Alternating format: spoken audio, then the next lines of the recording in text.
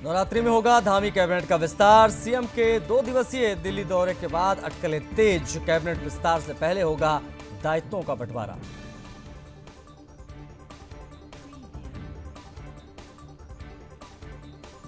उत्तराखंड में धामी कैबिनेट विस्तार से पहले हो सकती है बीजेपी प्रदेश अध्यक्ष के नाम की घोषणा। बीजेपी के वर्तमान प्रदेश अध्यक्ष और सांसद महेंद्र भट्ट को ही दोबारा बनाया जा सकता है अध्यक्ष।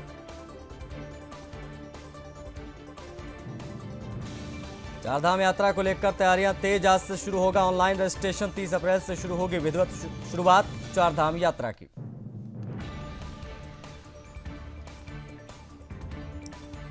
देहरादून में सीएम हेल्पलाइन की समीक्षा बैठक में सीएम धामी ने दी अफसरों की जिम्मेदारी तय करने के निर्देश। लापरवाह अफसरों को मिलेगा कारण बताओ नोटिस।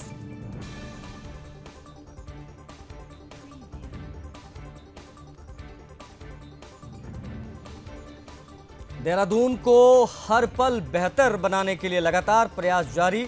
देहरादून के कारगी और धोरण इलाके में कूड़ा निस्तारण केंद्रों को बनाया जाएगा मैकेनाइज्ड। देहरादून में कूड़ा निस्तारण केंद्रों को मैकेनाइज बनाए जाने को लेकर उप नगर आयुक्त गोपाल राम बिनवाल ने दी जानकारी। कहा इसका काम तेजी से 2 महीने के अंदर बनकर तैयार होगा खाका। हल्द्वानी में कुमाऊं कमिश्नर की अध्यक्षता में हुई आरटीए की बैठक। हल्द्वानी की 6 नई रोडों पर सिटी बस संचालन को हरी झंडी मिली।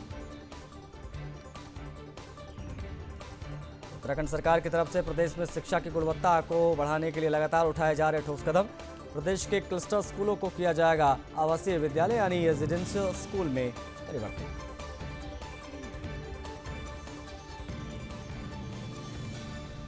पौड़ी पुलिस ने चोरी की घटनाओं पर की कड़ी कार्रवाई शुरू। मोटरसाइकिल चोरी को लेकर 2 अभियुक्तों को गिरफ्तार किया गया। गदरपुर में तहसील दिवस का आयोजन। जिलाधिकारी नितिन भदौरिया ने सुनी लोगों की समस्याओं का तत्परता से समाधान।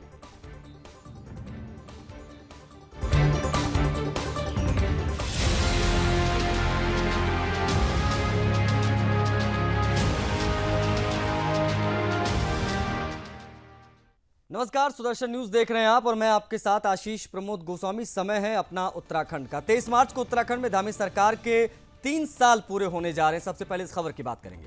देखिए, इस मौके पर प्रदेश में कार्यक्रम आयोजित किए जाएंगे, जिसको लेकर सीएम धामी ने कहा है कि उनकी सरकार के 3 साल जल्द पूरे होने जा रहे हैं। ऐसे में सरकार ने इन 3 वर्षों में राज्य के विकास के लिए कई ऐसे कठोर कदम उठाए हैं जो भविष्य के लिए ऐतिहासिक साबित होंगे। राज्य में समान नागरिक संहिता कानून हो या सख्त भू कानून या फिर सख्त धर्मांतरण कानून, सभी राज्य के लिए ऐतिहासिक है। सरकार राज्य के विकास के लिए संकल्पित है।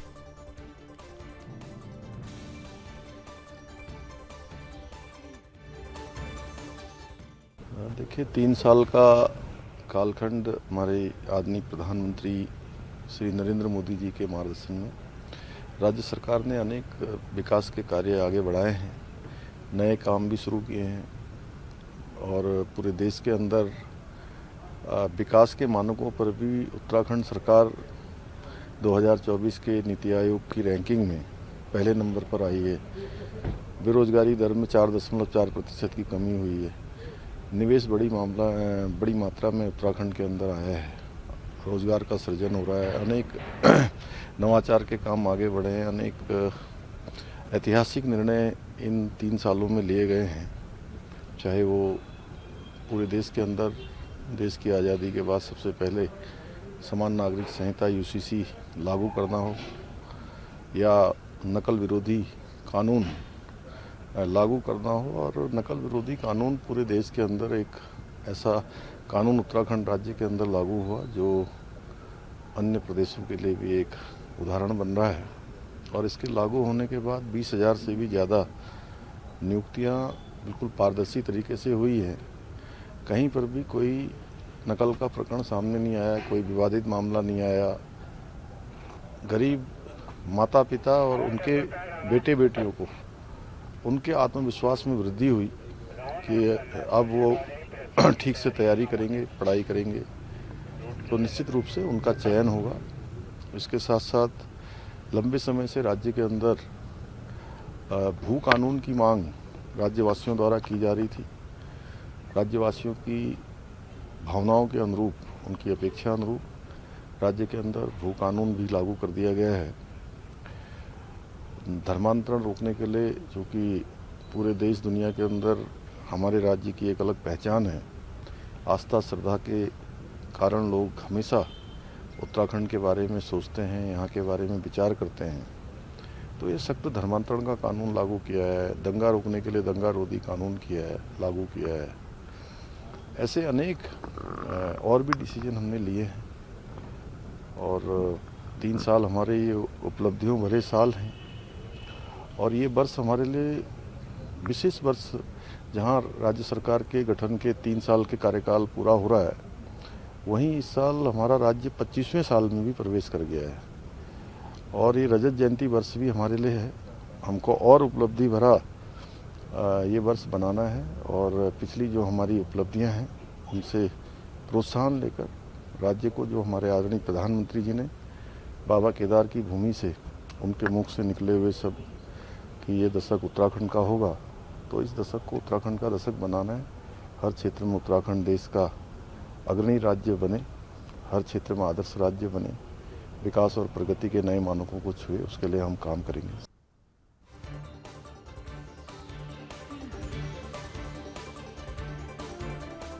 उत्तराखंड में कैबिनेट विस्तार की चर्चाओं की अब बात कर लेते हैं, क्योंकि चर्चाओं के बीच आने वाले 23 मार्च को धामी सरकार के 3 साल भी पूरे हो जाएंगे।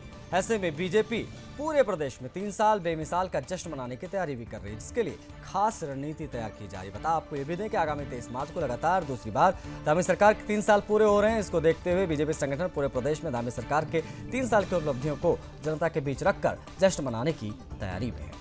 इसको लेकर बीजेपी प्रदेश महामंत्री आदित्य कोठारी ने अहम जानकारियां दी। उन्होंने बताया कि सरकार के 3 साल पूरे होने पर मुख्यमंत्री पुष्कर सिंह धामी भी प्रदेश के सभी जिलों में जनता के साथ सीधा संवाद स्थापित करेंगे, साथ ही सरकार की उपलब्धियों को भी जनता के बीच रखेंगे। 24 मार्च से एक हफ्ते के लिए चिकित्सा शिविर और जनहित से जुड़े कार्यक्रम आयोजित किए जाएंगे, जो पूरे प्रदेश में आयोजित होंगे। इसके साथ ही उन्होंने क्या कुछ कहा, दिखाएंगे आपको।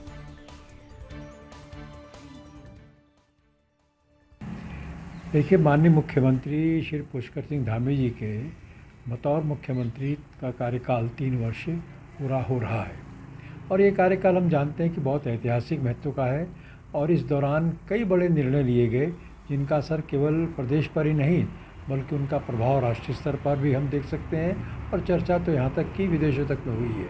चाहे यूसीसी का मसला हो, चाहे भू कानून का प्रसंग हो, चाहे नकल विरोधी कानून हो, चाहे भ्रष्टाचार पर प्रहार हो, आदि आदि। दूसरी ओर जो भी 3 वर्ष पूरे होने पर कार्यक्रम हो रहे हैं, उसके अंतर्गत ये कार्यक्रम जो है 22 मार्च से प्रारंभ होंगे और 22 मार्च को अल्मोड़ा में और उसके बाद 23 मार्च को देहरादून में बड़ा कार्यक्रम होगा और उसके तहत माननीय मुख्यमंत्री जी के द्वारा जो है विकास पुस्तिका का विमोचन किया जाएगा और फिर उनका जो संबोधन है ब्लॉक स्तर तक जो है वो लाइव टेलीकास्ट किया जाना है।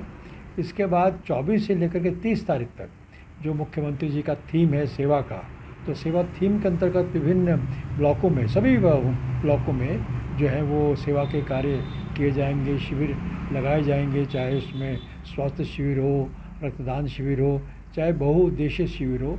तो ये कार्यक्रम की योजना शासन स्तर पर बनी है और इसी प्रकार से भारतीय जनता पार्टी भी इन कार्यक्रमों में अपनी सहभागिता निभाने वाली है और इन सभी कार्यक्रमों में हमारे जो जनप्रतिनिधि हैं, जो हमारे दायित्वधारी हैं, जो हमारे पदाधिकारी हैं और सामान्य कार्यकर्ता हैं, ये सहभागिता करेंगे। उत्तराखंड के यशस्वी मुख्यमंत्री आदरणीय पुष्कर सिंह धामी जी का ये जो कार्यकाल है, इसका 3 वर्ष का समय 23 मार्च को पूरा हो रहा है।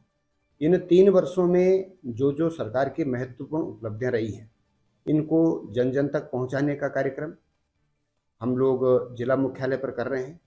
इसके साथ साथ विधानसभा स्तर पर भी कार्यक्रम होगा और विकास खंड मुख्यालय पर भी कार्यक्रम होगा।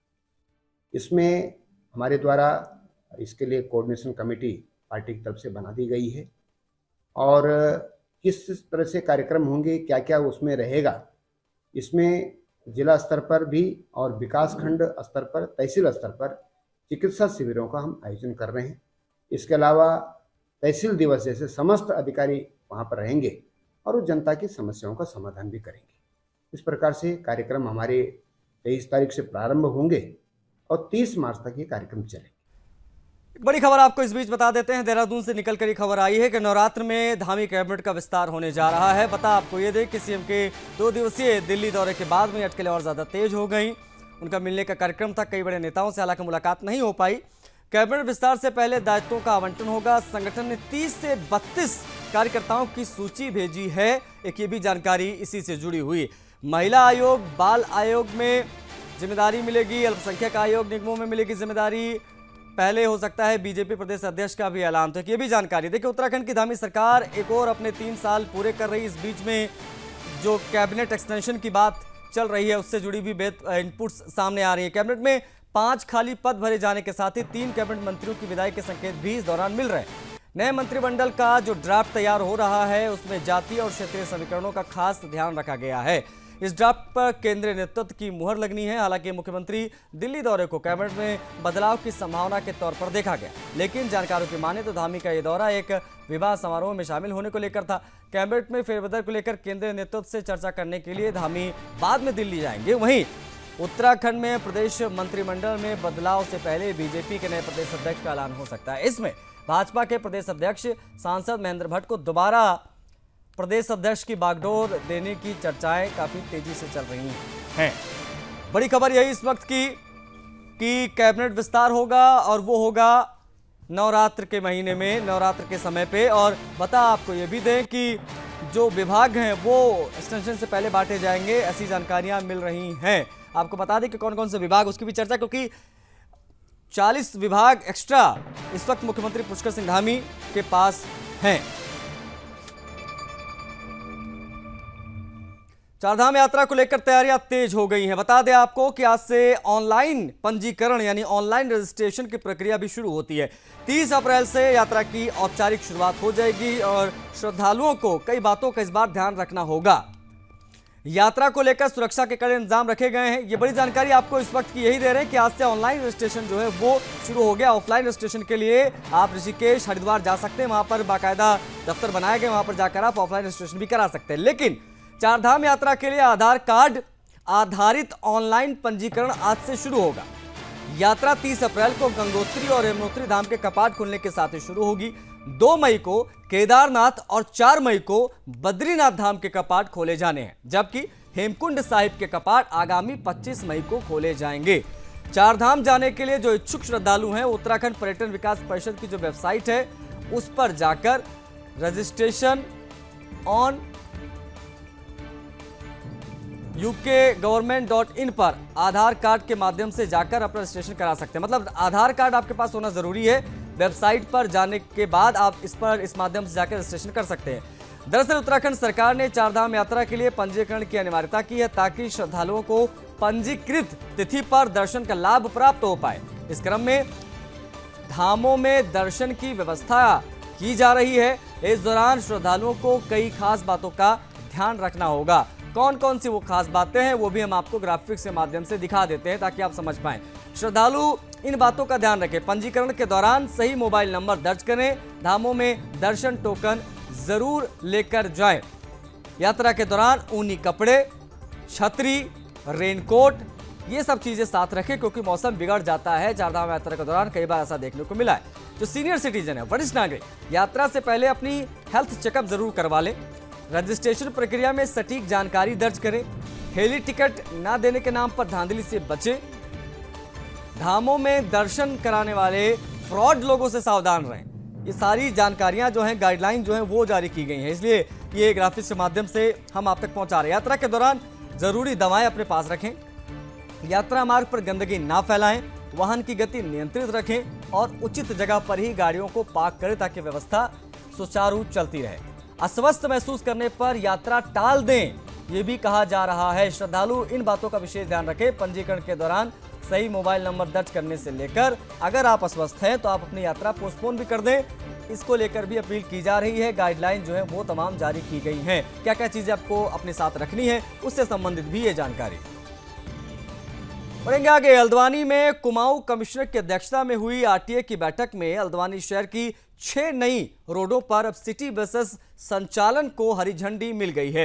लेकिन हल्द्वानी शहर की बढ़ती आबादी को देखते हुए शहर के आंतरिक मार्गों पर सिटी बस चलाने को लेकर अब तय हो गया है कि जून महीने से शहर में सिटी बसें दौड़ेंगी और यात्रियों को अब इधर उधर जाने के लिए 2-4 नहीं होना पड़ेगा, बल्कि कमिश्नर दीपक रावत ने यह भी कहा है कि बैठक में परिवहन विभाग के अधिकारियों के साथ ट्रांसपोर्टर और अन्य स्टेक होल्डर्स को भी बुलाया गया था और सभी से बातचीत के बाद में निर्णय लिया गया है कि हल्द्वानी के मुखानी, लामा चौर, तीन पानी, रामपुर रोड, गौला पार्क, काठगोदाम सहित पूरे शहर के 6 रोडों पर आपको सिटी बसेस आसानी से जून के महीने से उपलब्ध हो पाएंगी। शहर के 6 रूट तय किए गए जहां पर ये बसेस चलेंगी। कौन कौन से रूट है वो इस खबर के माध्यम से हम आपको बता रहे हैं।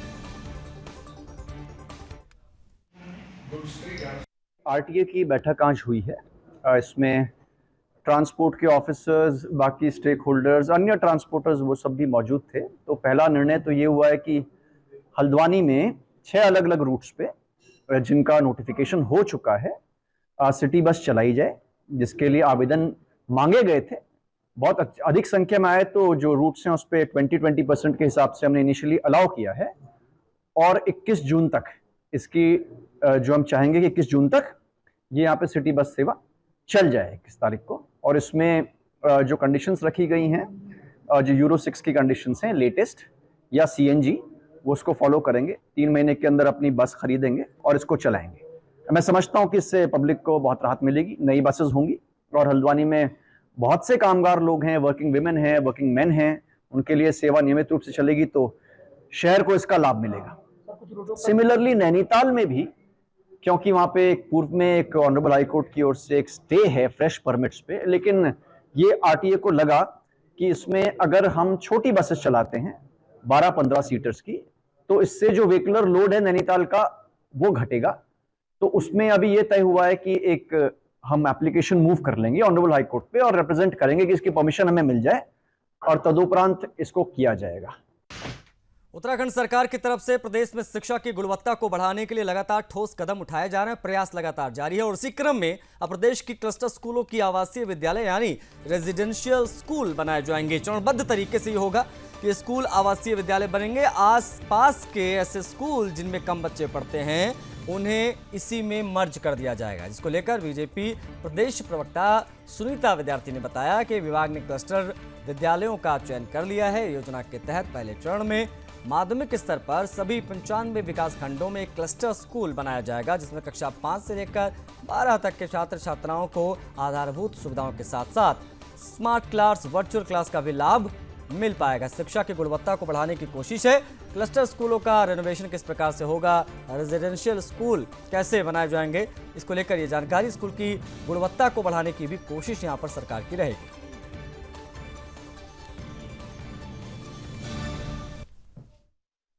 देखिए, बिल्कुल प्रदेश के अंदर जितने भी हमारे क्लस्टर विद्यालय हैं उनको हम आवासीय विद्यालय में कन्वर्ट करने जा रहे हैं और जिन स्कूलों में छात्रों की संख्या बहुत कम है उन स्कूलों को भी हम इसमें समायोजित करेंगे। और ये आवासीय विद्यालय जो है प्रत्येक विकास खंड में हम एक एक क्लस्टर विद्यालय जो है आवासीय के रूप में खोलने जा रहे हैं, जिसमें सभी सुविधाएं बच्चों को मिलेंगी। हर प्रकार की टेक्निकल और गुणवत्ता युक्त जो हमारी सुविधाएं बच्चों को रहने वाली है वो सभी उनको प्रदान की जाएंगी। और बहुत अच्छा डिसीजन सरकार का है और सरकार जो है इसके लिए प्रत्येक विकास खंड में एक एक नोडल अधिकारी भी नामित कर चुकी है, जिनके माध्यम से ये सारी सुविधाएं उन बच्चों तक पहुंचाई जाएंगी। पौड़ी पुलिस ने चोरी की घटनाओं पर कड़ी कार्रवाई शुरू की है। इसके तहत वरिष्ठ पुलिस अधीक्षक लोकेश्वर सिंह के नेतृत्व में सफलता भी पुलिस को मिली है। देखिए, कोटद्वार में एक मोटरसाइकिल चोरी की शिकायत के बाद पुलिस एक्टिव हुई, तत्काल कार्रवाई हुई और अज्ञात चोरों के खिलाफ मुकदमा दर्ज किया गया। प्रभारी निरीक्षक रमेश तंवर की अगुवाई में पुलिस टीम ने सीसीटीवी फुटेज की जांच की और 2 अभियुक्तों को गिरफ्तार किया गया। इन अभियुक्तों के कब्जे से चोरी की 2 मोटरसाइकिल बरामद की गई हैं, जिनमें एक हरिद्वार से चोरी की गई थी। पुलिस फरार आरोपी की तलाश में जुटी है। इस कार्रवाई से साफ है कि पुलिस ने अपराधियों के खिलाफ सख्त रवैया अपनाया है। एसएसपी लोकेश्वर सिंह ने इस मामले में कड़ी कार्रवाई का भरोसा भी दिया है। पुलिस की तुरंत कार्रवाई किस प्रकार से अपराधियों पर नकेल कसी जा रही है चोरी रोकने के लिए, तो इस खबर के माध्यम से आप देख सकते हैं।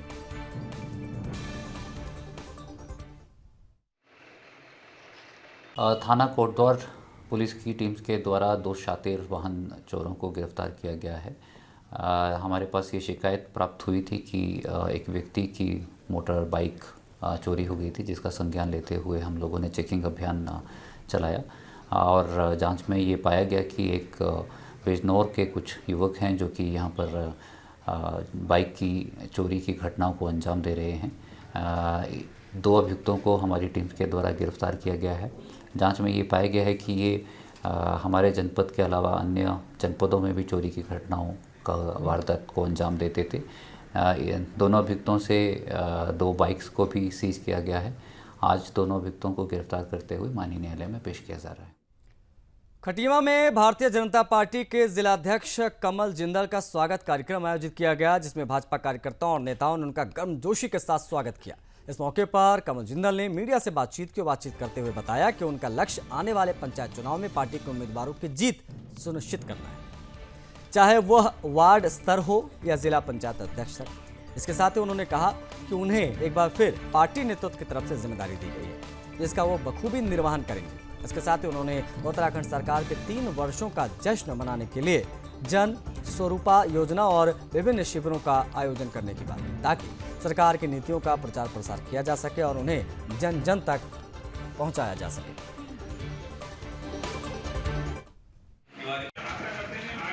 पार्टी को हमको आगामी चुनाव में चाहे चुनाव सहकारिता चुनाव और 2027 का चुनाव, हमारा लक्ष्य है इन तीनों चुनाव में भारतीय जनता पार्टी अजय भारतीय जनता पार्टी बने और पूरे जिले के अंदर भारतीय जनता पार्टी की सारी सीटें आए, जिससे कि प्रदेश में हमारी सरकार।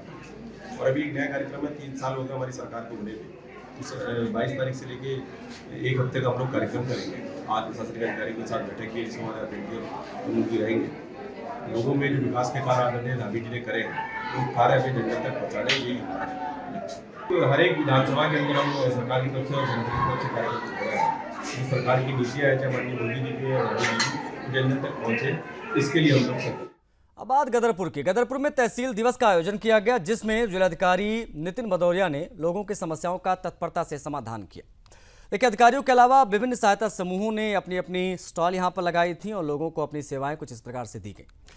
जिलाधिकारी ने बताया कि तहसील दिवस का उद्देश्य लोगों की समस्याओं का त्वरित निपटान करना था और जिनकी समस्याएं समाधान स्वरूप नहीं हो पाई उन्हें जल्द हल करने के निर्देश भी दिए गए। इस मौके पर सामाजिक कार्यकर्ता अमित तनेजा ने मानसिक विकलांग बच्चों के लिए स्कूल या संस्थाओं की कमी की ओर ध्यान आकर्षित किया। उन्होंने बताया कि इस मुद्दे पर कई बार अधिकारियों को सूचित किया, लेकिन कोई ठोस कदम नहीं उठाया गया। तहसील दिवस में किस प्रकार से समस्याओं का समाधान किया गया, उससे जुड़ी ये तस्वीरें।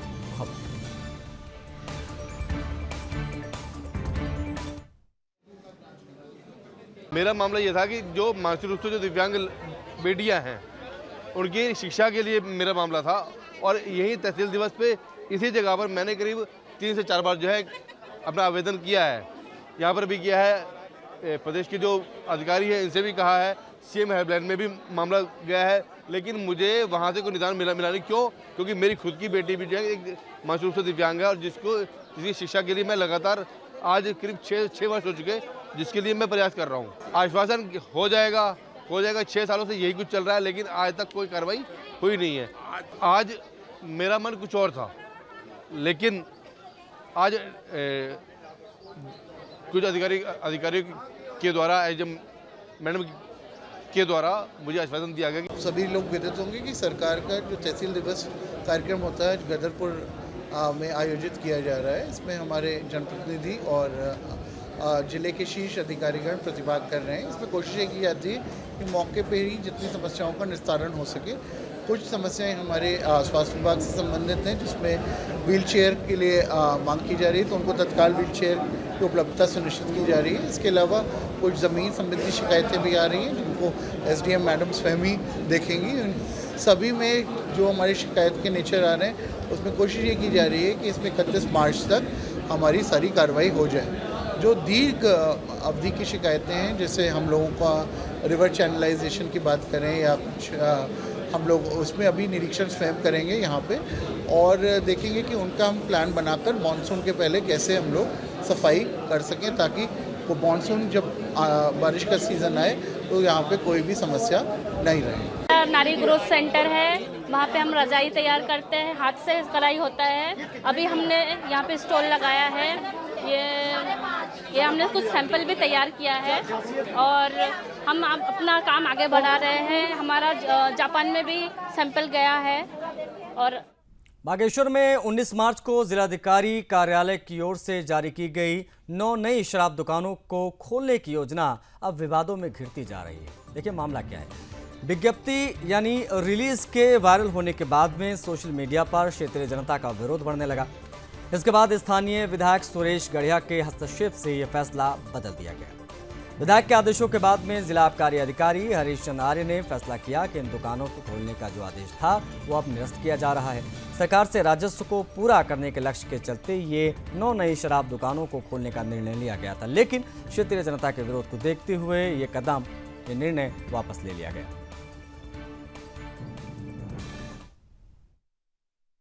जनपद के लिए जो है इस वर्ष, इस वित्तीय वर्ष के लिए, आगामी वित्तीय वर्ष के लिए जो अप्रैल से शुरू होना है, तो उसमें 54 करोड़ का राजस्व निर्धारित किया गया है जनपद के लिए, जिसमें नवीनीकरण के माध्यम से 30 करोड़ रुपए प्राप्त हुआ है।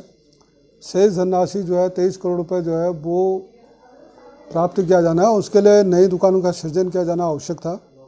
उसके बगैर वो राजस्व प्राप्त होना मुश्किल था। इस वजह से जो 7 दुकानों का प्रस्ताव हमारे द्वारा दिया गया था, तो जो जारी किया गया, लेकिन जनता का विरोध अगर इसमें ज़्यादा हो रहा है तो फिर इस पर जो पुनर्विचार किया जाएगा और इसको निरस्त किया जाएगा। हाँ, ये राजस्व जो भी कार्रवाई हुई है ये राजस्व हित में हुई है।